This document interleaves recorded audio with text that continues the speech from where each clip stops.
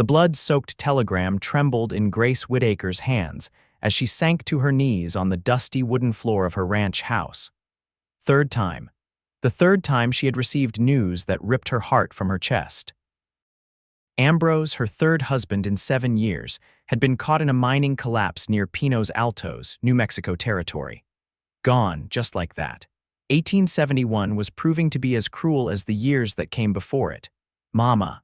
Her 5-year-old daughter Elizabeth stood in the doorway, clutching her rag doll.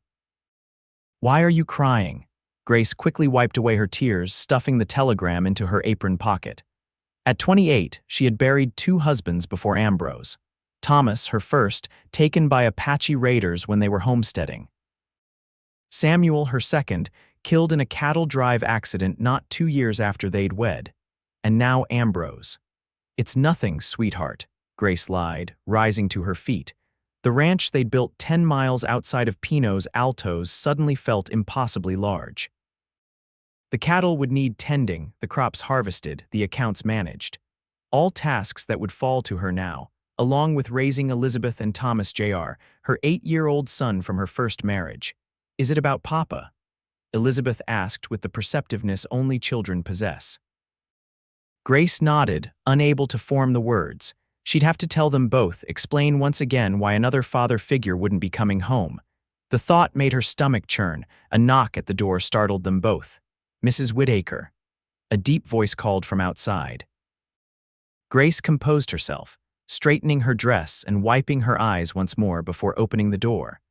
Standing on her porch was a tall, broad-shouldered man with a weather-beaten face partially hidden beneath a wide-brimmed hat. His clothing was trail-worn but clean denim pants, leather chaps, and a faded blue shirt. His revolver hung low on his hip.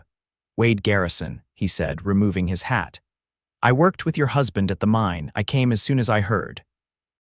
Grace recognized him vaguely, one of the newer men Ambrose had hired to work the silver claim they'd staked last spring. He'd been to the house once for supper, quiet but polite. "Thank you for coming all this way, Mr. Garrison," Grace managed, gesturing for him to enter. "I just received the telegram." Wade stepped inside, his spurs jingling softly against the wooden floor. His eyes, a striking shade of green beneath sandy brown hair, were filled with a genuine sympathy that made Grace's throat tighten. "I was there," he said quietly, mindful of Elizabeth who watched curiously from across the room. "Ambrose saved 3 men before the second collapse. He was a brave man, Mrs. Whitaker." Grace nodded, unsurprised. Ambrose had always put others first. It was one of the reasons she had fallen in love with him after the devastation of losing Samuel. Now she would have to learn to live without him too. "I've come to offer my help," Wade continued. "I know you've got this ranch to run and 2 little ones to care for. I owe it to Ambrose." "That's very kind, Mr. Garrison, but I couldn't impose." "It's no imposition, madam. I promised Ambrose if anything ever happened to him." He paused, adjusting his hat in his hands. "Well, he made me promise to look after you and the children, just until you get your bearings." Grace stiffened. The thought of another man stepping in, even temporarily, made her heart clench. 3 times she had given her heart, and 3 times the frontier had snatched away the men she loved. She couldn't allow herself to become vulnerable again. "I appreciate the offer, Mr. Garrison, but we'll manage. We always have." Wade's jaw tightened slightly, but he nodded. "At least let me help with the herd. The drive to Santa Fe is coming up in less than a month." Ambrose was counting on that money. Grace hesitated. The cattle drive was essential. Without selling those steers, they wouldn't have enough to make it through the winter. She knew nothing about organizing a cattle drive, and hiring experienced cowboys at this late date would be nearly impossible. "1 week," she conceded. "You can help prepare for the drive. After that, we'll reassess." Wade settled his hat back on his head and nodded. "I'll be back at dawn tomorrow. And Mrs. Whitaker, I'm truly sorry for your loss." As he walked out, Grace felt Elizabeth's small hand slip into hers. "Is he going to help us, Mama?" she asked. Grace watched Wade Garrison mount his horse and ride away, dust billowing behind him. "For a little while, sweetheart, just for a little while." That night, after putting the children to bed with gentle explanations about their stepfather's fate, Grace sat alone at her kitchen table. The telegram lay before her, its cruel message burning into her memory. 3 husbands, 3 graves. The frontier had taken everything from her except her children. She made a promise to herself in the flickering lamplight. No more. She would never again give her heart to a man who might be snatched away by this harsh, unforgiving land. Her children needed stability, not another father figure who would disappear and leave them grieving. When Wade Garrison returned the next morning, Grace was ready. She had her boundaries firmly in place and a mental list of tasks that needed completing. She would use his help, but keep him at arm's length. "The south pasture needs checking," she told him without preamble as he dismounted. "We lost some cattle to rustlers last month. I need to know exactly how many head we have left before the drive." Wade nodded, seemingly unsurprised by her businesslike tone. "Yes, madam. Anything else? The irrigation ditch for the kitchen garden is blocked somewhere. If you have time after the cattle count, I'd appreciate you looking at it. Consider it done." He tipped his hat and headed toward the barn to saddle a fresh horse. Grace watched him go, noting the confident set of his shoulders and the easy way he moved. Ambrose had been scholarly despite his mining work, more comfortable with account books than horses. Thomas had been lean and quick, Samuel solid and methodical. Wade Garrison was different from all of them. There was something watchful in his manner, as though he'd spent years looking over his shoulder. For the next several days, Wade arrived at dawn and worked until dusk. He repaired fences, counted cattle, cleared the irrigation ditch, and even fixed the leaking roof over the kitchen. He was good with the children too, teaching Thomas Jr. to throw a lasso and listening patiently to Elizabeth's endless stories. Grace kept her distance, focusing on preparing the house and provisions for her temporary absence during the cattle drive. She decided she would need to go along. She couldn't trust the proceeds to anyone else, not with winter coming and 2 children depending on her. 5 days after Wade's arrival, Grace was reviewing the ledgers when she heard shouts from the corral. She rushed outside to find Wade and Thomas Jr., surrounded by 3 mounted men. Even from a distance, she recognized Harlan Tucker, a local rancher who had tried to buy her land after each of her husbands died. "Whitaker," Tucker called when he saw her. "Heard about your husband. Terrible shame. I'm here to renew my offer for this place. $500 cash money."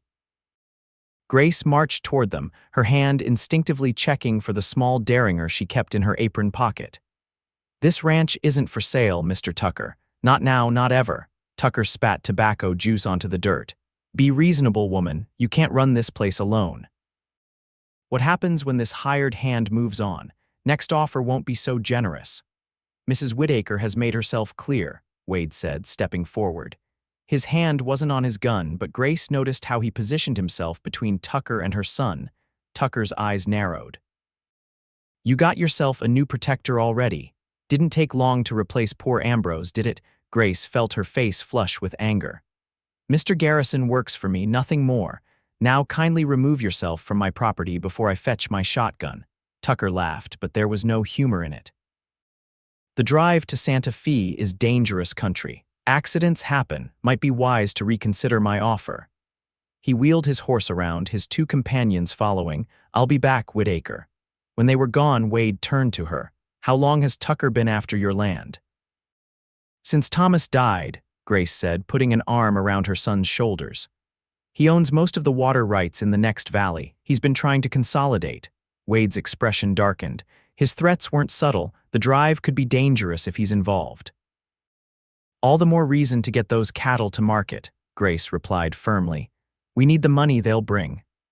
That evening, after the children were asleep, Grace found Wade on the porch, cleaning his revolver by lamplight. He looked up as she approached, his face half hidden in shadow. "Tucker's not the type to make idle threats," he said without preamble. "I'm aware." Grace sat in the chair beside him, smoothing her skirts. "This isn't the first time I've been threatened. The frontier brings out the worst in some men." Wade reassembled his gun with practiced ease. "And the best in others. Ambrose spoke of you often. He was proud of how you'd endured." Grace looked away, unwilling to discuss Ambrose. The wound was still too fresh. "We leave for the cattle drive in 3 days. I've arranged for Mrs. Hollister in town to look after the children." I'll be going along, Wade's hands stilled. That's not necessary. I can handle the drive with the men I've hired. It's my cattle, my livelihood, Grace insisted. I need to be there when they're sold. And if Tucker's men are watching the trail, it could be dangerous. I'm no stranger to danger, Mr. Garrison. The words came out sharper than she intended. I've buried 3 husbands. I know what this country can do. Wade set his revolver aside, turning to face her fully. The lamplight caught the angles of his face, revealing a small scar along his jawline she hadn't noticed before. Which is why Ambrose asked me to look after you if anything happened, he said quietly. He knew the risks of the mine, just as he knew Tucker wouldn't stop coming after your land. Ambrose is gone, Grace said, standing abruptly. And while I appreciate your help these past days, I don't need a protector. What I need is to get my cattle to market and secure my children's future. Wade rose as well, towering over her in the darkness. Then we'll leave in 3 days. But I'll be riding with you every step of the way, Mrs. Whitaker. Not because Ambrose asked me to, but because it's the right thing to do. Their eyes locked for a long moment. Grace was the first to look away. Good night, Mr. Garrison. Good night, Mrs. Whitaker. The morning they were set to depart for the cattle drive dawned clear and cool. Grace had said her tearful goodbyes to the children, promising to return with gifts from Santa Fe. Mrs. Hollister, a kindly widow from town, had moved into the ranch house to care for them during the 2-week journey. Grace dressed practically for the trail's split riding skirt, sturdy blouse, and a wide-brimmed hat to protect her face from the sun. She strapped her derringer to her thigh beneath her skirt and packed her father's old rifle in her bedroll. When she emerged from the house, Wade was waiting with her horse, a reliable bay mare named Penny. Beside him stood 4 cowboys he'd hired for the drive, experienced men who'd worked cattle trails before. The herd of nearly 200 head was already gathered in the south pasture, ready to move out. Everything's ready, Wade informed her. We should reach the Bell Canyon crossing by nightfall, Grace nodded, accepting the reins from him. Their fingers brushed briefly and she pulled away as if burned. Wade's expression remained impassive, but something flickered in his eyes, a brief hurt, quickly masked. Let's move out, she said, mounting Penny with practiced ease. The first days of the drive passed uneventfully. The cattle moved steadily north toward Santa Fe, grazing on the sparse grass of the New Mexico territory. Grace kept to herself, riding point with Jenkins, one of the hired hands, while Wade worked the flanks with the others. At night, around the campfire, the men shared stories and songs. Grace sat apart, making notes in her journal about the day's progress and calculating the expected return on their herd. Occasionally, she would catch Wade watching her across the flames, his expression unreadable. On the 4th night, as they camped near a small tributary of the Rio Grande, Grace found herself unable to sleep. She rose from her bedroll and walked to the edge of camp, gazing up at the vast canopy of stars. The night was cool but not cold, with the soft sounds of cattle and the gentle rush of the stream nearby. Couldn't sleep. Wade's voice came from behind her. Grace tensed but didn't turn. The ground gets harder every year. He chuckled softly, moving to stand beside her. That it does. They stood in silence for a moment, the starlight painting the landscape in silver and shadow. You were wrong, Wade said finally. About why I'm here. Grace glanced at him. Oh, I didn't make that promise to Ambrose on his deathbed. He asked me months ago, after we had a cave-in scare at the mine. Wade kept his eyes on the horizon. He said you were the strongest woman he'd ever known, but that everyone needs help sometimes. Grace felt her throat tighten. It sounded like something Ambrose would say. He had always worried about her, about what would happen if he wasn't there. And you agreed. To look after a woman and children you barely knew. Wade was quiet for so long she thought he wouldn't answer. When he did, his voice was low and rough with emotion. I lost my wife and daughter to fever in '65, after the war. He cleared his throat. I know what it is to be alone in the world. Grace turned to look at him fully then, seeing beneath the capable exterior to the pain he carried. I'm sorry, I didn't know. No reason you should. He offered a small, sad smile. But I understood why Ambrose asked. Family is precious out here, too precious to risk losing. Before Grace could respond, the sound of a horse approaching at speed cut through the night. One of their men, Carter, rode into camp. "Riders coming from the south," he reported breathlessly. 6, maybe 7 of them. Wade's demeanor changed instantly, all softness vanishing. "Wake the others, get the rifles ready." He turned to Grace. "Stay by the fire. If shooting starts, get behind the supply wagon." Grace ignored his instructions, hurrying to her bedroll to retrieve her rifle. By the time she returned, the camp was fully alert, the cowboys positioned strategically around the perimeter. "I told you to take cover," Wade hissed when he saw her, rifle in hand. "And I told you this is my herd," she replied evenly, checking that her weapon was loaded. "I don't hide when there's trouble." Before he could argue further, the riders appeared at the edge of their camp, silhouetted against the night sky. Grace's heart sank as she recognized Harlan Tucker at the lead. "Evening, folks," Tucker called, his voice carrying across the camp. "Just passing through, thought we'd stop and warm ourselves at your fire." Wade stepped forward, his stance casual but his right hand hovering near his revolver. "Kind of late for social calls, Tucker. Where you headed?" "Santa Fe, same as you." Tucker dismounted, his men following suit. "Thought I might catch up with Mrs. Whitaker, see if she'd reconsidered my offer." Grace moved to stand beside Wade. "My answer hasn't changed, Mr. Tucker." "The ranch isn't for sale." Tucker smiled, but it didn't reach his eyes. "Shame about that. Trail's dangerous. Bandits, Apache raids, flash floods, all manner of accidents can happen between here and Santa Fe." "That a threat?" Wade asked quietly. "Just an observation." Tucker glanced around at the cattle bedded down nearby. Fine-looking herd. Be a shame if something were to happen to it. Grace felt cold fear crawl up her spine, but kept her expression neutral. "If you're not here to warm yourselves by our fire, then I suggest you move along, Mr. Tucker. We've got an early start tomorrow." Tucker stared at her for a long moment, then laughed. "You've got spirit, Grace. I'll give you that." His eyes flicked to Wade. "Wonder what number 4 here will think when he ends up in the ground like the others." Wade took a step forward, but Grace laid a restraining hand on his arm. Tucker and his men were looking for an excuse, and she wouldn't give it to them. "Good night, Mr. Tucker," she said firmly. Tucker tipped his hat mockingly. "We'll be seeing you down the trail, Mrs. Whitaker." He mounted his horse, signaling his men to do the same. "Sleep tight." They watched in tense silence as Tucker and his men rode away into the darkness. "He's planning something," Wade said once they were gone. "We need to double the watch tonight." Grace nodded, suddenly aware that her hand was still on his arm. She withdrew it quickly. "I'll take a shift." "No," Wade said, his voice gentler than she expected. "You need your rest. We've got enough men." Grace wanted to argue but found herself too exhausted. The confrontation with Tucker had drained what little energy she had left. "Wake me if anything happens." Wade nodded, his eyes still scanning the darkness where Tucker had disappeared. "I promise." Grace returned to her bedroll, but sleep eluded her.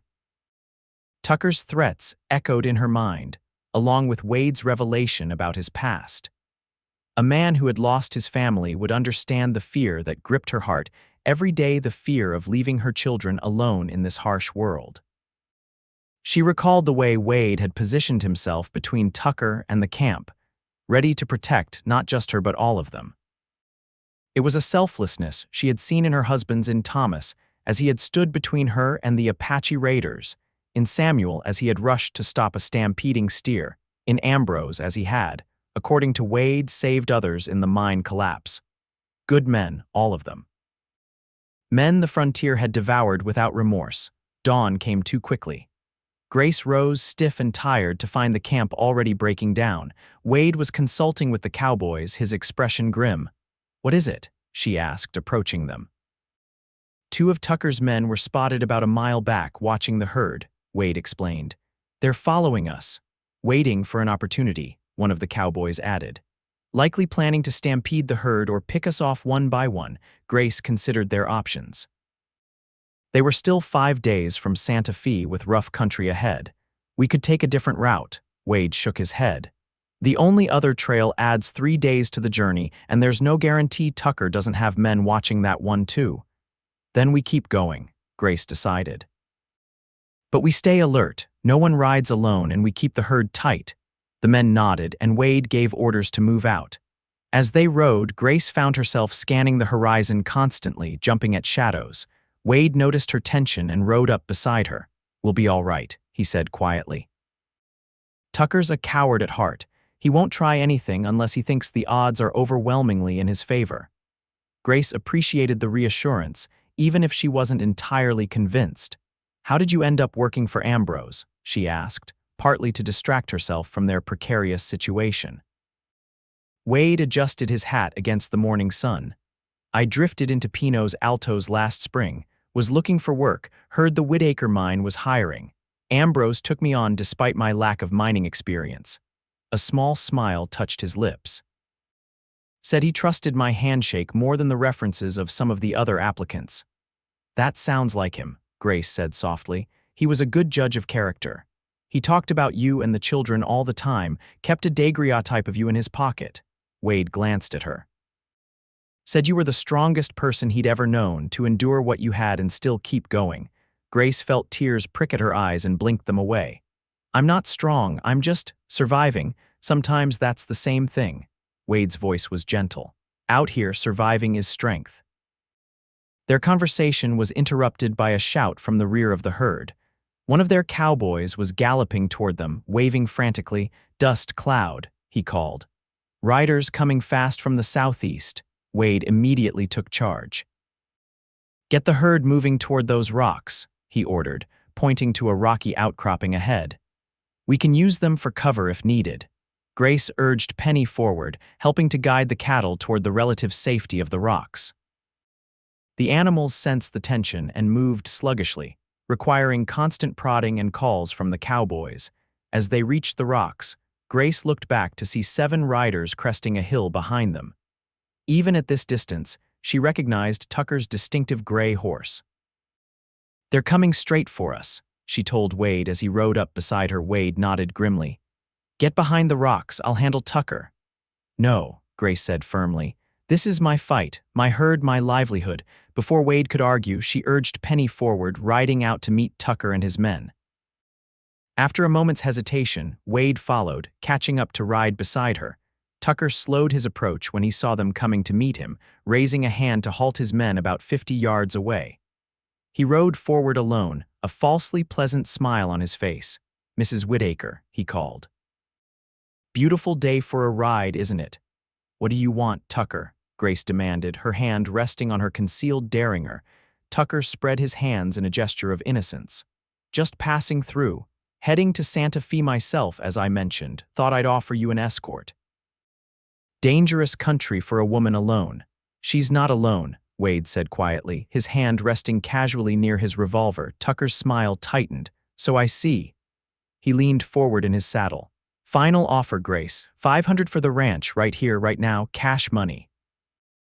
You can start fresh somewhere safer." Grace straightened in her saddle. "The ranch is worth 10 times that, as you well know, and it's not for sale at any price." Tucker's pleasant facade dropped. "You're making a mistake. This territory isn't kind to stubborn women." "Is that another threat, Tucker?" Wade asked, his voice deceptively soft. Tucker ignored him, his eyes fixed on Grace. "You've buried 3 husbands already. How many more will it take before you realize this land isn't worth dying for?" Grace felt a cold fury rise within her. "My husbands died honorable deaths, Mr. Tucker. They stood for something. They protected what was theirs." She leaned forward. "And so will I." Tucker's face darkened with anger. "Have it your way." He wheeled his horse around. "Boys," he called to his men, "seems the widow Whitaker needs to learn a hard lesson about frontier life." As Tucker's men began to spread out, Wade drew his revolver in one smooth motion. "I wouldn't," he warned, his voice carrying across the distance between them. "First man makes a hostile move dies where he sits."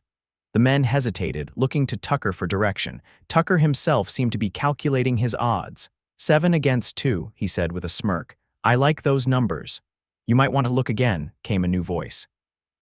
From behind the rocky outcropping emerged the 4 cowboys who had been driving Grace's herd, each armed and ready. They had used the distraction of the parley to position themselves strategically. Tucker's smile faltered as he realized he was now outgunned. "This isn't over, Whitaker," he snarled. "Not by a long shot." He jerked his horse around and rode off, his men following reluctantly behind. Grace released a breath she hadn't realized she was holding. "Thank you," she said to Wade and the cowboys. "All of you." Wade holstered his revolver, his eyes still following Tucker's retreat. "He'll be back. Men like that don't give up easily." "Then we'll be ready," Grace replied with more confidence than she felt. "Let's get the herd moving again. We've lost enough time." They continued their journey, now even more vigilant. Wade ordered the men to travel in pairs and established a rotating watch during their night camps. Grace found herself increasingly grateful for his experience and leadership. He seemed to anticipate problems before they arose, changing their route slightly to avoid potential ambush points and keeping the herd moving at a steady pace despite the delays. 2 days later, as they approached a narrow canyon that would shorten their route to Santa Fe, Wade called a halt. "I don't like it," he told Grace as they surveyed the canyon entrance. "Perfect place for an ambush. Tucker knows these trails as well as we do." Grace studied the steep walls of the canyon. "Going around will cost us another day at least." "Better late than dead," Wade replied bluntly. Grace nodded her agreement. "We'll take the long way." As they turned the herd, one of their cowboys, Jenkins, rode up quickly. "Riders coming from the north," he reported. "Looks like a cavalry patrol." Grace felt a surge of relief. The Army's presence might discourage Tucker from further harassment. The patrol soon came into view, 6 uniformed men led by a young lieutenant. They approached at an easy pace, clearly having spotted Grace's party as well. "Madam," the lieutenant greeted her, touching the brim of his hat. "Lieutenant Foster, Fort Craig. Everything all right here?" "Grace Whitaker," she introduced herself. "We're driving cattle to Santa Fe. Had some trouble with Harlan Tucker and his men following us, making threats." The lieutenant's expression darkened. "Tucker again." "We've had complaints about him from other ranchers. Been suspecting him of cattle rustling, but haven't caught him in the act." Wade stepped forward. "We're concerned he might be planning an ambush in the canyon ahead." Foster nodded thoughtfully. "Could be. We're patrolling this area for the next few days. We can escort you through the canyon if you'd like." Grace exchanged a look with Wade, who gave a slight nod of approval. "We would appreciate that very much, Lieutenant." With the cavalry escort, they navigated the canyon without incident. Tucker and his men were nowhere to be seen, likely having reconsidered their plans at the sight of the Army uniforms. By nightfall, they had cleared the canyon and made camp in a small valley beyond. Lieutenant Foster and his men joined them for supper, sharing their rations and stories. As the evening wore on, Grace found herself drawn into conversation with the young officer. "How much further to Santa Fe?" Foster asked, accepting a cup of coffee from her. 2 days, if all goes well," Grace replied, settling beside the fire. "The herd has made good time despite the delays." "You're fortunate to have good men," Foster observed, glancing toward Wade, who was checking on the cattle with Jenkins. "That foreman of yours knows his business." Grace followed his gaze, watching as Wade moved confidently among the cattle. "He's not my foreman exactly. He worked for my late husband at our silver mine." Foster's expression softened with understanding. "I'm sorry for your loss, madam." "Thank you," Grace said quietly, her eyes still on Wade. Over the past week on the trail, she had come to rely on him more than she cared to admit. His quiet competence, his unwavering support, the way he seemed to anticipate her needs before she voiced them, it was both comforting and unsettling. "If you don't mind my asking," Foster said carefully, "will you continue ranching after this drive? It's a hard life for anyone, especially a woman," Grace finished with a small smile. "It's the only life I know, Lieutenant. My father was a rancher in Texas. I grew up on horseback." "And your children, they're back at the ranch," Grace nodded, her thoughts turning to Thomas Jr. and Elizabeth. "With a friend." "I miss them terribly." "I'm sure they miss you too," Foster said kindly. Their conversation was interrupted by Wade's return to the fire. He nodded to the lieutenant before turning to Grace. "Everything's secure for the night," he reported. "I've set the watch rotation." "Thank you, Mr. Garrison." Grace was conscious of how formal she sounded, especially after the camaraderie they had developed on the trail. Wade seemed to notice it too, a flicker of confusion passing over his features before his expression returned to its usual calm. Lieutenant Foster, your men are welcome to join our watch if you'd like to give them some rest. Foster nodded appreciatively. That's generous. I'll take you up on that offer. As the night deepened, Grace retired to her bedroll, but sleep eluded her. The events of the past few days had left her tense and watchful. After an hour of restless turning, she rose and walked to the edge of camp where Wade sat on watch, his rifle across his knees. Couldn't sleep? He asked without turning as she approached.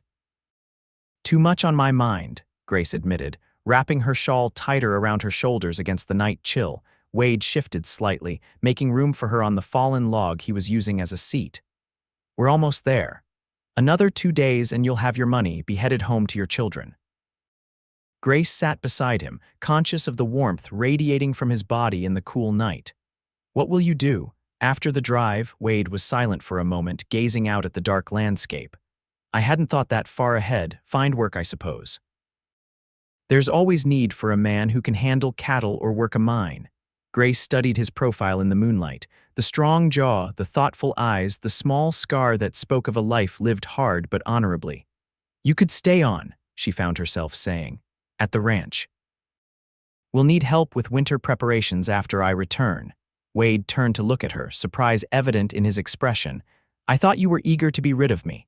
Grace felt her cheeks warm and was grateful for the darkness. I was uncomfortable with the circumstances of your arrival.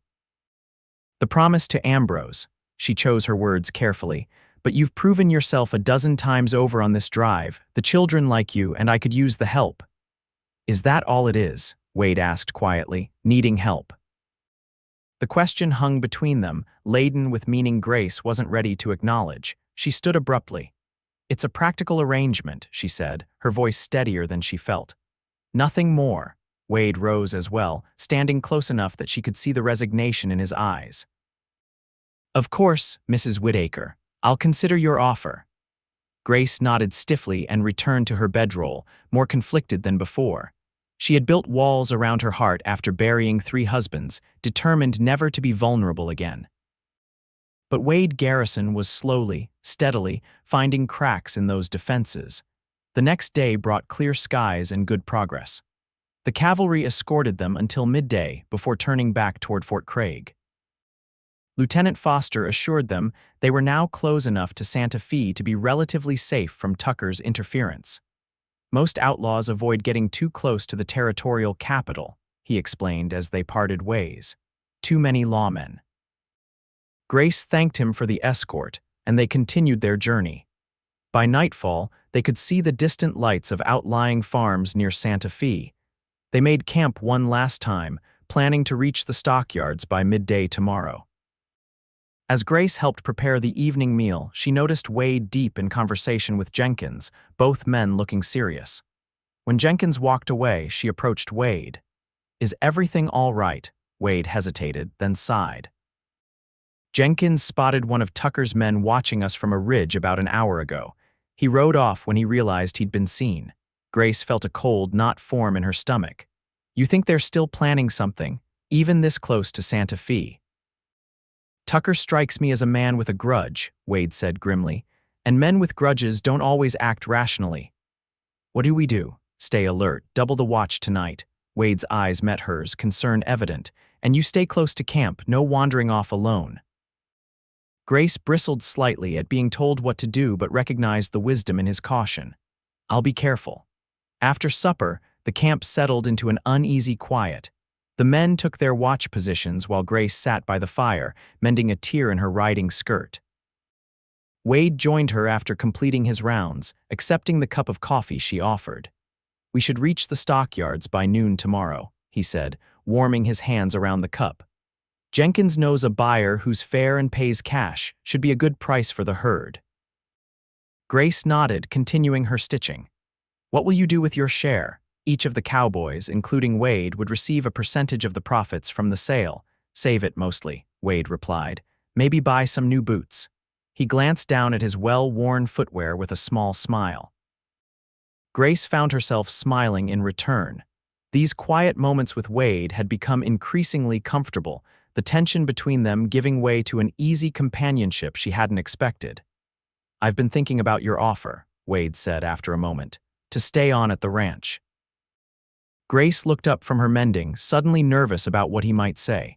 And, I'd like to accept if the offer still stands. His eyes held her steadily. At least through the winter, help you get everything prepared for the cold months. Relief flooded through Grace, surprising her with its intensity. The offer stands. Thomas Jr. will be pleased. He's taken quite a shine to you. Wade's smile deepened. He's a good boy, smart like his mother. Grace felt a blush rising to her cheeks and quickly returned her attention to her mending. It's settled then. You'll return with me after the sale. The sound of a gunshot shattered the quiet night, followed immediately by a shout from one of the men on watch. Wade was on his feet in an instant, revolver drawn. Stay here, he ordered Grace, but she was already reaching for her rifle. More shots rang out from the darkness beyond their camp. The cattle, startled by the noise, began to move restlessly. Grace could hear the cowboys shouting, trying to prevent a stampede. Tucker, Wade growled, scanning the darkness. Jenkins, he called to the nearest cowboy, get Mrs. Whitaker to the wagon, stay with her. Jenkins appeared at Grace's side, his own gun drawn. This way, madam. Grace allowed herself to be guided to the relative safety of the supply wagon, but kept her rifle ready. From this position, she could see shadowy figures moving at the edge of their camp, illuminated briefly by muzzle flashes as they exchanged fire with her cowboys. How many? She asked Jenkins. Can't tell for sure. 5, maybe 6. A bullet splintered the wood of the wagon near Grace's head, making her duck instinctively. Jenkins returned fire, forcing the shooter to retreat. Through the chaos, Grace caught sight of Wade. He was moving from cover to cover, firing with precision at Tucker's men while directing the other cowboys. She watched as he dropped one attacker with a clean shot, then spun to fire at another. The firefight seemed to last forever, but was probably over in less than 10 minutes. Tucker's men, realizing they were outmatched by the determined defense, began to retreat. Grace heard Tucker's distinctive voice shouting orders to his remaining men. As the shooting subsided, Grace emerged cautiously from behind the wagon. Is everyone all right? Carter's hit but not bad, Jenkins reported. Bullet grazed his arm. Wade approached, reloading his revolver. His face was grim in the firelight. They're pulling back, but they might regroup. We need to move the herd, now. At night, Grace questioned, is that safe? Safer than staying here for Tucker to try again, Wade replied. We're only a few hours from Santa Fe. If we push through, we can make it by dawn. Grace saw the wisdom in his plan. Let's do it. They broke camp quickly, tending to Carter's wound before mounting up. The cattle, already disturbed by the gunfire, were reluctant to move in the darkness, but the experienced cowboys soon had them heading north towards Santa Fe. Wade rode beside Grace at the head of the herd. Tucker lost at least 2 men, he told her. He'll think twice before trying again. Unless he's desperate, Grace countered. He's invested too much in trying to get my land. Men like that don't give up easily, Wade nodded grimly. Which is why we keep moving. The night journey was tense and difficult. The trail was hard to follow in the darkness, and the cattle moved slowly, requiring constant attention to keep them from straying. Grace's eyes burned with fatigue, but she kept riding, determined to see this through. As dawn broke, they caught their first clear sight of Santa Fe in the distance. The territorial capital sprawled across the landscape, its adobe buildings glowing pink in the early morning light. We made it, Grace said, relief washing over her. Wade smiled, the tension in his shoulders easing slightly. Almost. Let's get these cattle to the stockyards and collect your money. They reached the outskirts of Santa Fe just as the town was coming to life. The stockyards were already busy with activity when they arrived, cowboys and cattle buyers conducting their business with practiced efficiency.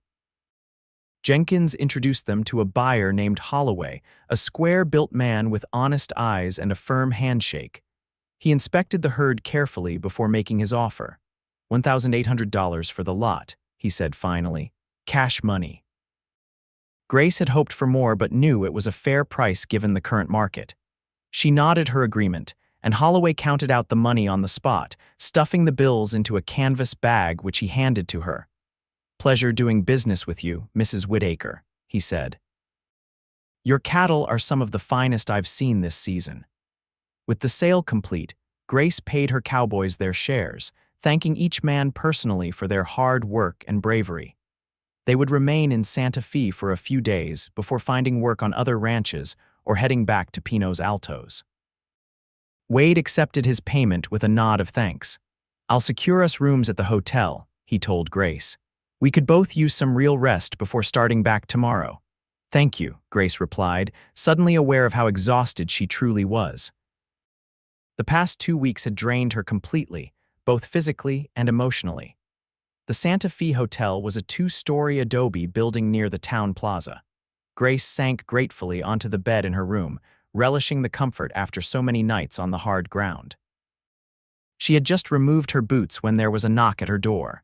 "Who is it?" she called, reaching instinctively for her derringer. "Wade, may I speak with you?" Grace tucked the small gun away and opened the door.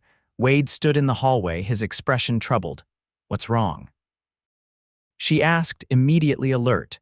"Tucker was spotted in town," he said without preamble. "Jenkins saw him at the saloon across from the stockyards." Grace felt a chill run through her.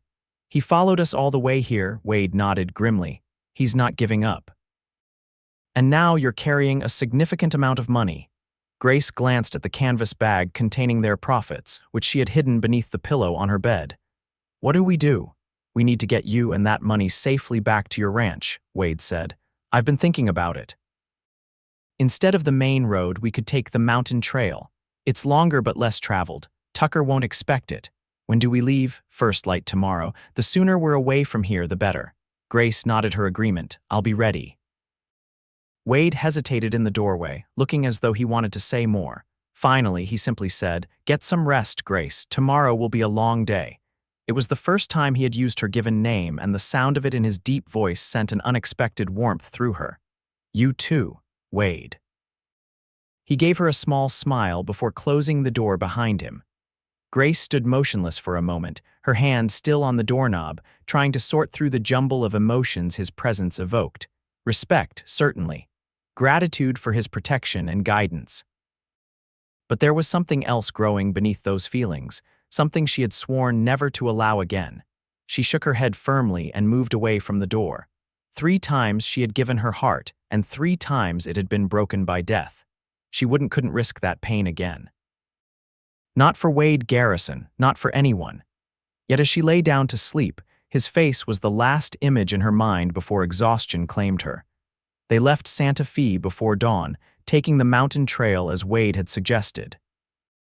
Grace had purchased supplies in town the previous evening, enough to see them through the 3-day journey back to Pinos Altos.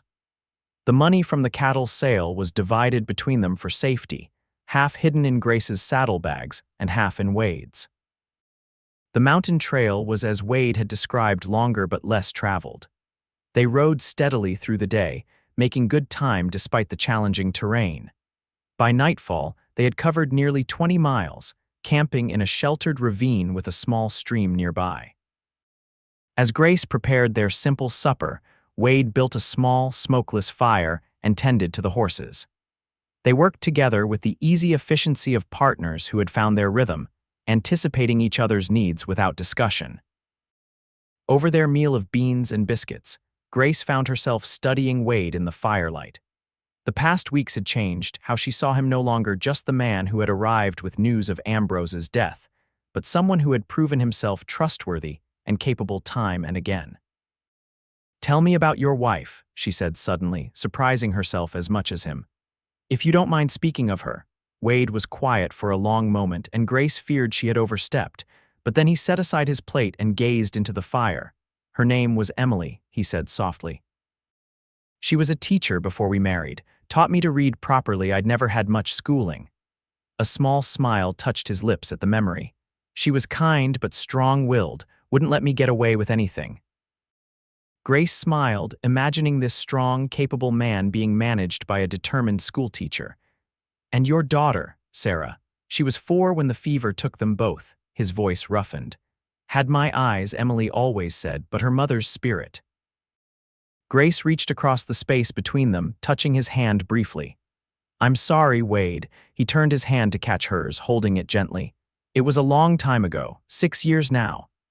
The touch of his hand sent a jolt through Grace, both comforting and alarming. She withdrew slowly, not wanting to seem abrupt, but needing to maintain the distance she had carefully constructed. After they died, Wade continued, seemingly unaware of her internal struggle, I couldn't stay in our home, too many memories. So I joined the cavalry for a spell, then drifted west. Worked cattle drives, tried my hand at mining, never stayed anywhere long. Until Pinot's Altos, Grace observed. Wade nodded. Until Ambrose hired me. There was something about your husband. He had a way of making a man want to put down roots, be part of something. He was like that, Grace agreed, memories of Ambrose washing over her. Always building, planning for the future. Even when the mine wasn't producing much, he never lost faith that it would turn around.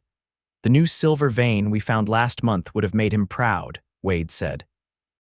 Its rich ore could sustain the mine for years to come. Grace looked up sharply. What silver vein? Ambrose never mentioned it in his letters. We found it just 3 days before the collapse, Wade explained. Hadn't had time to properly assess it yet, but from what I saw, it's substantial. That's why I've been thinking. He hesitated, seeming unsure how to proceed. Thinking what? Grace prompted. The mine doesn't have to close, Wade said earnestly. With the right management, it could provide for you and the children for years. I could oversee it for you, train some reliable men. Grace stared at him, processing this unexpected information. The mine had been Ambrose's dream, but she had assumed it would be sold or abandoned after his death. The thought of it continuing, providing security for her family, was both appealing and daunting. I don't know anything about mining, she admitted. You wouldn't need to, Wade assured her. I've learned enough from Ambrose to manage the day-to-day operations. You just need to handle the business side, same as you do with the ranch. Grace considered his proposal, turning it over in her mind. It would mean staying in Pinot's Altos permanently, Wade nodded, watching her carefully. Yes, is that not what you want? Grace sighed, poking at the fire with a stick. I've thought of leaving after each husband died, taking the children somewhere safer, more civilized, but the ranch was Thomas's dream. He loved that land. She looked up at Wade. And so do I, in spite of everything it's cost me. Then stay, Wade said simply. Run the ranch, let me run the mine. Between the two, you and your children will be secure. There was such sincerity in his eyes, such quiet conviction, that Grace found herself nodding slowly. I'll consider it. When we return, I'd like to see this silver vein for myself. Of course. Wade seemed pleased by her response. And speaking of return, we should get some sleep. Another long day tomorrow. As they prepared their bedrolls, Grace found herself wondering about Wade's motives. Was his offer to manage the mine simply fulfilling his promise to Ambrose? Or was there more to it, a desire to stay close to her and the children, perhaps? The thought both thrilled and terrified her. She pushed these questions aside as she settled into her bedroll, reminding herself that practical considerations were all that mattered now. The security of her children, the future of the ranch, and now the mine, these were what she needed to focus on, not the confusing emotions Wade Garrison stirred within her. The second day of their journey passed uneventfully. They followed the mountain trail through pine forests and across high meadows, the scenery so beautiful that Grace found herself momentarily forgetting the dangers that had necessitated this route. Wade proved to be a knowledgeable guide, pointing out landmarks and sharing the history of the region. He had a quiet way of telling stories that drew Grace in, making her see the land through different eyes. As evening approached, they made camp in a clearing with a view of the valley below. After tending to the horses and preparing a simple meal, they sat side by side watching the sunset paint the landscape in gold and crimson. We should reach the ranch by midday tomorrow, Wade said, breaking the comfortable silence between them. Grace nodded, a mixture of emotions washing over her at the thought of returning home. Joy at the prospect of seeing her children again, relief at completing the drive successfully, and a strange reluctance to end this time alone with Wade. What will you tell the children? Wade asked, his voice carefully neutral. About the mine, I mean. The truth, Grace replied, that it can continue to operate thanks to you. She turned to look at him. They'll be pleased, especially Thomas Jr. He's always been fascinated by the mine, even though I've rarely allowed him to visit it, Wade smiled. He has his father's curiosity and your determination. The compliment warmed Grace unexpectedly. He does, doesn't he? Sometimes I see so much of Thomas in him that it takes my breath away. And Elizabeth has your grace, Wade observed, and your kind heart. Grace found herself studying Wade's profile in the fading light. You notice a great deal. I pay attention to what matters, he said simply. Their eyes met, and Grace felt something shift between them, a recognition of feelings neither had acknowledged aloud. For a moment, she thought he might reach for her, and found herself both hoping for and dreading the possibility. But Wade only smiled softly and stood, breaking the tension of the moment. I'll take first watch. You should get some rest. Grace nodded, both relieved and disappointed. Wake me for the second watch. She settled into her bedroll but found sleep elusive. Her thoughts kept returning to Wade, his kindness to her children, his competence during the cattle drive, his offer to manage the mine. And beneath it all, the growing attraction she could no longer deny feeling toward him. 3 times she had married, and 3 times the frontier had taken her husbands from her. Each loss had carved a deeper wound in her heart, until she had sworn never to risk such pain again. Yet here she was, contemplating opening herself to that very vulnerability once more. The sound of approaching hoofbeats jolted Grace from her thoughts. She sat up quickly, reaching for her rifle. Wade was already on his feet, his revolver drawn. Stay down, he whispered urgently, moving to position himself between Grace and the approaching rider. Grace ignored his instruction, rising to her feet with her rifle ready. She would not cower while Wade faced danger alone. The rider emerged from the darkness into the faint glow of their banked fire. To their surprise, it was Lieutenant Foster from the cavalry patrol that had escorted them near Santa Fe. Mrs. Whitaker, Garrison, Foster called softly, raising his hands to show he was no threat. Wade lowered his revolver slightly but remained vigilant. Lieutenant. You're a long way from your patrol route. Foster dismounted, leading his horse into their camp. His uniform was dusty, his expression grim. I've been tracking you since you left Santa Fe. Tucker and 4 men left town shortly after you did. They're following you. Grace felt her stomach clench with fear. How close are they? A few hours behind last I saw, Foster replied. They lost time when you took the mountain trail instead of the main road, but they're gaining. Wade holstered his revolver, his expression darkening. Why follow us this far? The cattle are sold. It's not about the cattle anymore, Foster said, accepting the cup of coffee Grace offered him. I overheard Tucker in Santa Fe. He's fixated on your land, Mrs. Whitaker, and he seems to have developed a personal grudge against both of you after the shootout near Santa Fe. Grace exchanged a worried glance with Wade. What do you suggest, Lieutenant? Foster studied the terrain around their camp. We need to keep moving. There's an army outpost about 15 miles south of here. We could reach it by morning if we ride through the night. Wade shook his head. That takes us away from the ranch. Grace's children are waiting for her return. And they need their mother alive, Foster countered. Tucker isn't being rational. This has become personal for him. Grace considered their options.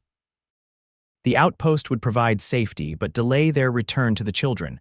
Continuing toward the ranch might lead Tucker right to their doorstep. There's a third option, she said slowly. We set a trap, end this once and for all. Both men turned to look at her with surprise. What kind of trap? Wade asked, his tone cautious but not dismissive. Grace pointed to the narrow trail they had followed into the clearing. Tucker will have to come through there if he's following our tracks. If we position ourselves up on those rocks, she gestured to a rocky outcropping overlooking the trail, we'd have the high ground. We could surprise them, force them to surrender. Foster studied the terrain thoughtfully. It could work. 3 against 5 isn't good odds, but the element of surprise would help even things. Wade looked skeptical. It's risky, and I don't like involving you in a gunfight, Grace. She met his gaze steadily. I've been involved since the moment Tucker set his sights on my land. I won't run and lead him back to my children. We end this here. Wade held her gaze for a long moment before nodding slowly. All right, but we do this carefully. Lieutenant, you have any extra ammunition? As the men discussed the details of their plan, Grace felt a strange calm settle over her. For years, She had reacted to the tragedies the frontier had inflicted upon her. Now she was choosing to stand and fight, to protect what was hers rather than simply surviving its loss. They spent the next hour preparing. The horses were moved further back into the trees, their fire banked to maintain the appearance of a camp while providing minimal light.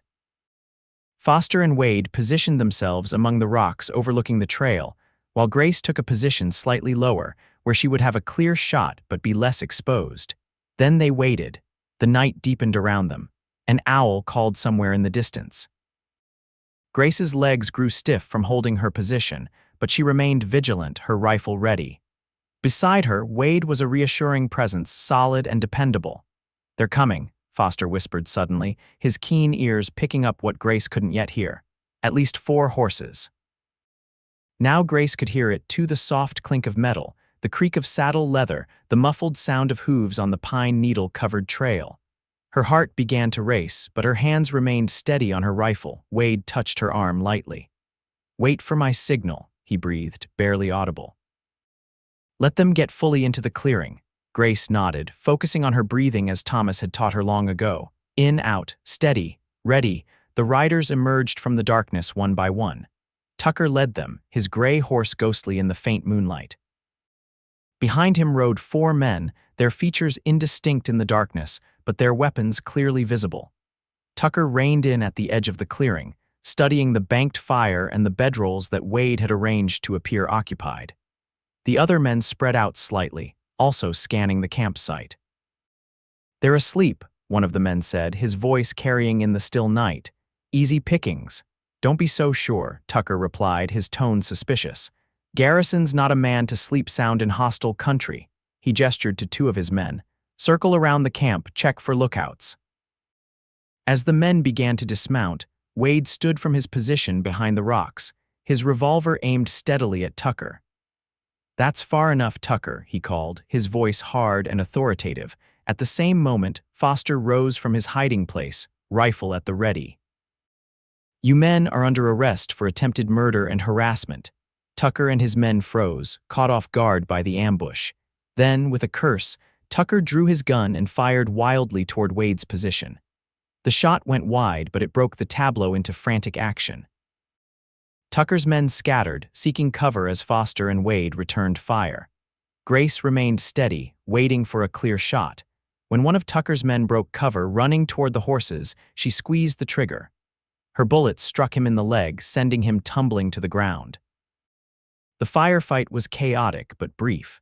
Foster's military training and Wade's cool precision quickly turned the tide. 2 of Tucker's men threw down their weapons, surrendering after being pinned down behind a fallen log. Tucker himself made a desperate dash for his horse, firing wildly as he went. Grace saw Wade take aim, then hesitate. Later, she would realize he couldn't bring himself to shoot a man in the back, even one like Tucker, but Grace had no such reservation, not when Tucker threatened her children's future. She sighted carefully along her rifle barrel and fired. The bullet struck Tucker's shoulder, spinning him around and knocking him from his saddle. Silence fell over the clearing. Grace rose from her position, rifle still ready as she moved cautiously toward the fallen man. Wade was beside her in an instant, his hand on her arm. "Let Foster handle him," he said quietly. "It's over." Foster and one of his men were already securing Tucker and his surviving men. The lieutenant approached them, his expression grim but satisfied. "Good shooting, Mrs. Whitaker," he said. "You've got a steady hand." Grace lowered her rifle, suddenly feeling the weight of what had just occurred. "Will they stand trial?" Foster nodded. "For attempted murder, at minimum. Tucker will face additional charges for the attack near Santa Fe and likely for cattle rustling as well. He won't threaten your land or your family again." Relief washed over Grace, leaving her light-headed. Wade's arm came around her shoulders, supporting her as the tension of the past weeks finally began to drain away. "It's over," he repeated softly. "You're safe now. The children are safe." Grace leaned into his strength, just for a moment allowing herself the comfort of his support. "Thank you," she whispered, "for everything." Foster cleared his throat discreetly. "I'll take these men to the outpost. You 2 should continue to your ranch at first light. Your children will be waiting." They helped Foster secure the prisoners, tending to the wounded men before watching them ride away under escort. By then, dawn was breaking over the eastern horizon, painting the sky in shades of pink and gold. "We should try to get a few hours' rest," Wade suggested as they returned to their camp. "It's been a long night," Grace nodded, suddenly aware of how exhausted she truly was. But as she prepared to lie down, she found herself unable to move away from the warmth of the rekindled fire and from Wade's presence beside her. "I've spent 7 years being afraid," she said softly, watching the flames. "Afraid of loving and losing, afraid of this frontier that takes and takes." Wade remained silent, giving her space to continue. "After Thomas died, I thought I would never love again. Then Samuel came along, and somehow my heart made room. And then Ambrose." She swallowed hard. Each time the pain of losing them was almost unbearable. "I swore after Ambrose that I was done. 3 husbands was enough for any woman." Wade's voice was gentle when he finally spoke. "The frontier is harsh. It demands courage just to survive." "Yes," Grace agreed, turning to face him fully, "but there's a difference between surviving and living." "I've been surviving for so long, I'd forgotten how to truly live." Wade's eyes, illuminated by the firelight, held her steadily. "And now, Grace said, finding courage she hadn't known she possessed, "I find myself wondering if there might be room in my heart for one more chance. If perhaps the frontier hasn't just taken, but also given by bringing you into our lives." Wade reached out slowly, giving her time to pull away if she wished. When she didn't, his hand came to rest against her cheek, warm and calloused and infinitely gentle. "I never expected to find another chance at happiness," he confessed, his voice rough with emotion. "After Emily and Sarah died, I thought that part of me was gone forever. But then I met you, Grace Whitaker. Your strength, your determination, the way you love your children, you woke something in me I thought was dead." Grace leaned into his touch, her eyes filling with tears she refused to let fall. "I'm still afraid," she whispered. "The frontier is unforgiving." "It is," Wade agreed, his thumb brushing away a tear that had escaped despite her efforts. "But we're stronger together than apart. I can't promise you forever, no one can in this life, but I can promise to stand beside you for whatever time we're given. To help you raise your children, to work the ranch and the mine, to face whatever comes our way." Grace covered his hand with her own. "Is that a proposal, Wade Garrison?" A smile spread slowly across his face. "I believe it is, Grace Whitaker, though not a very elegant one, I'm afraid." "I don't need elegance," Grace replied, her own smile growing. "I just need honesty and courage." She took a deep breath. "And love. Those I can offer," Wade said softly, "in abundance." When he leaned forward to kiss her, Grace met him halfway. The kiss was gentle at first, tentative, but quickly deepened as years of loneliness and fear gave way to hope and possibility. His arms encircled her, strong and secure, and Grace allowed herself to believe that perhaps this time the frontier had given rather than taken away. They reached the ranch by midday as Wade had predicted. As they rode up to the house, the door flew open and 2 small figures burst out onto the porch. "Mama, Mama." Elizabeth's voice carried across the yard as she ran toward them, her blonde braids flying behind her. Thomas Jr. followed more sedately, but his face broke into a wide grin when he spotted Wade riding beside his mother. "Mr. Garrison, you came back too." Grace dismounted quickly, gathering Elizabeth into her arms and reaching out to include Thomas Jr. in her embrace. "I missed you both so much," she said, inhaling the familiar scent of her children's soap and sunshine and home. Mrs. Hollister appeared on the porch, smiling at the reunion. "Everything go all right with the drive?" she called.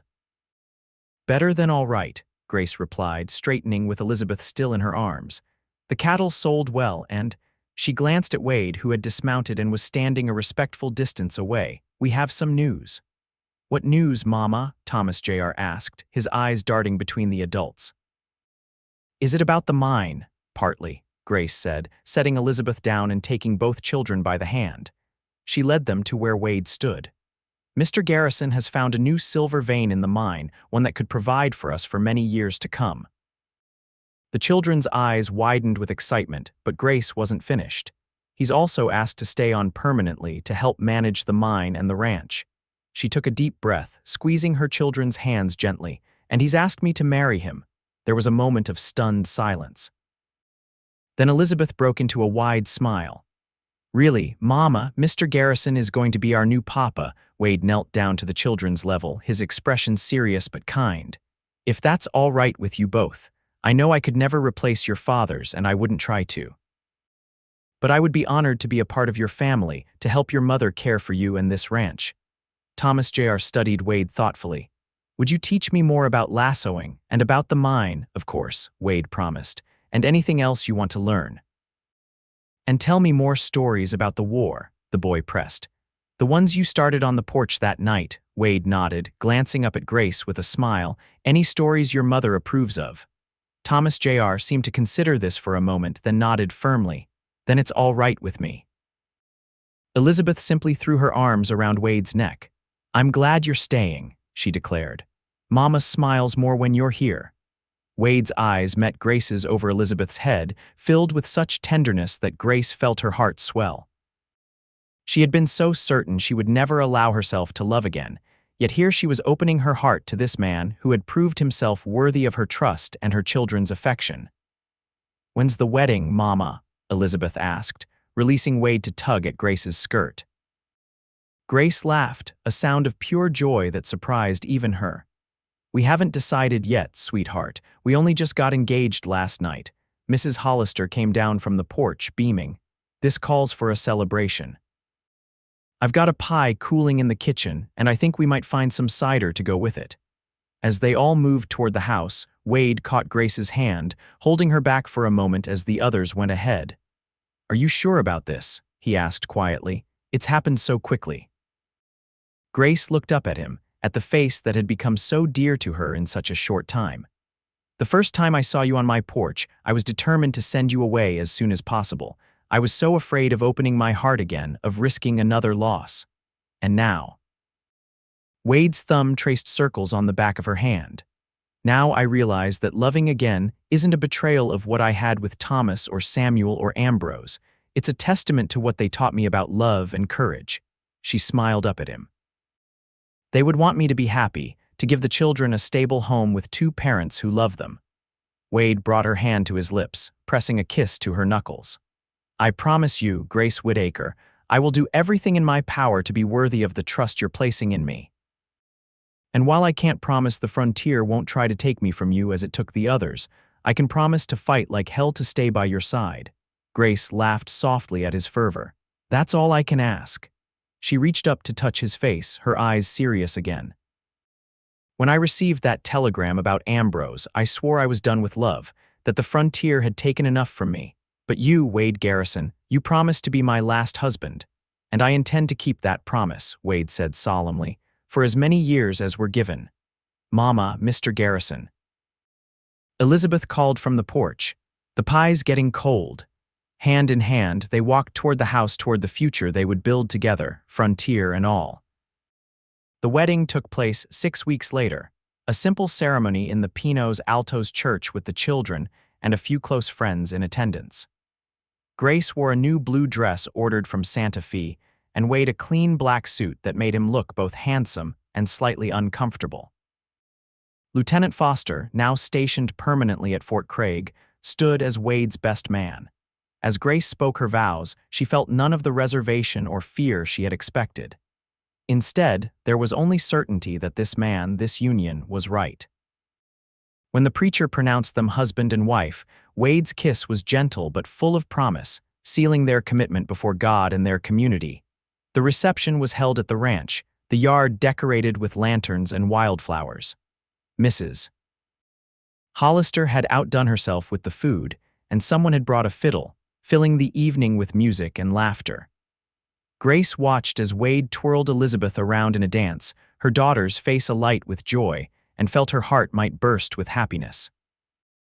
Later, as the celebration continued around them, Wade found her watching Thomas Jr., showing some of the younger children how to throw a lasso. Happy, Mrs. Garrison? He asked, slipping an arm around her waist. The name, her new name, sent a thrill through Grace. Very, she replied, leaning into his embrace. And a little amazed. 2 months ago, I was certain I would spend the rest of my life alone. Wade pressed a kiss to her temple. Life has a way of surprising us when we least expect it. Indeed it does, Grace agreed, turning in his arms to face him. Thank you for not giving up on me, even when I was determined to keep you at a distance. I'm a patient man, Wade said with a smile, and you were worth waiting for. As evening deepened into night and the guests began to depart, Grace found herself standing on the porch of the home that had seen so much joy and sorrow. The ranch stretched out before her, bathed in moonlight, the pastures where the cattle grazed, the distant outline of the mountains where the mine cut into the earth, the barn and corrals and garden that sustained them. This land had taken so much from her, but it had also given her everything she cherished: her children, her livelihood, and now Wade. The frontier was harsh and unforgiving, demanding courage and resilience from those who dared to build lives here. But it also offered freedom and possibility to those strong enough to endure its challenges. Wade joined her on the porch, his hand finding hers in the darkness. The children are asleep, he told her. Elizabeth insisted on saying a prayer for our happiness before she would close her eyes. Grace smiled, touched by her daughter's tender heart. She's been so happy since you came into our lives, both of them have. As have I, Wade replied. You and the children have given me a second chance at family, at belonging somewhere. I never thought I'd have that again. Grace turned to her new husband, studying his face in the moonlight, the strong features that had become so beloved to her, the eyes that watched her with such tenderness. I had lost 3 husbands to this frontier, she said softly. When you arrived on my doorstep with news of Ambrose, I was determined you would never have a claim on my heart. Wade smiled, drawing her closer. And now, Grace said, rising on tiptoe to kiss him, I believe you when you promised to be my last. Their kiss deepened beneath the vast New Mexico sky, sealing a promise neither took lightly. The frontier had forged them both through loss and hardship, teaching them the true value of love and connection. Whatever challenges lay ahead, they would face them together, stronger for having found each other, grateful for this unexpected second chance at happiness. As Wade led her into the house that was now truly their home, Grace sent up a silent prayer of gratitude. For Thomas, Samuel, and Ambrose, whose love had shaped her life. For her children, whose resilience inspired her daily. For this land, harsh but beautiful, that had given as well as taken. And for Wade Garrison, the man who had promised to be her last husband, a promise she finally, fully believed he would keep. 5 years later, Grace stood on the porch of their expanded ranch house, watching Wade teaching their 3-year-old son James to ride his first pony. Thomas Jr., now 13, was already an accomplished horseman, currently helping the ranch hands with the spring roundup. Elizabeth, at 10, sat nearby sketching in the book Wade had brought her from his last trip to Santa Fe. The years had been kind to them. The silver mine had produced steadily, providing capital to expand the ranch and improve their home. Grace's cattle business had flourished under Wade's capable management, their herd now one of the most respected in the territory. They had even built a small school in Pinos Altos, hiring a teacher from back east to ensure their children and those of their neighbors received a proper education. There had been challenges, of course. A drought 2 years ago had tested their resources. Occasional tensions with Apache bands required diplomatic skills Wade had honed during his time with the cavalry. And the everyday hardships of frontier life, illness, accidents, the isolation of their remote location remained a constant. But through it all, they had stood together. Wade had kept his promise to fight to stay by her side, recovering from a mining accident that might have taken a less determined man, weathering the influenza that had swept through Pinos Altos last winter. And Grace had learned to balance caution with courage, protecting her family without succumbing to the fear that had once threatened to consume her. "Mama, look," James called excitedly as the pony trotted in a small circle, Wade's hand firmly on the lead rope. "I'm riding all by myself." "I see you, sweetheart," Grace called back, her heart swelling with pride and love.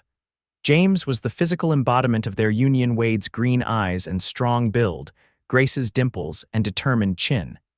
His arrival had completed their family in a way Grace hadn't known was possible.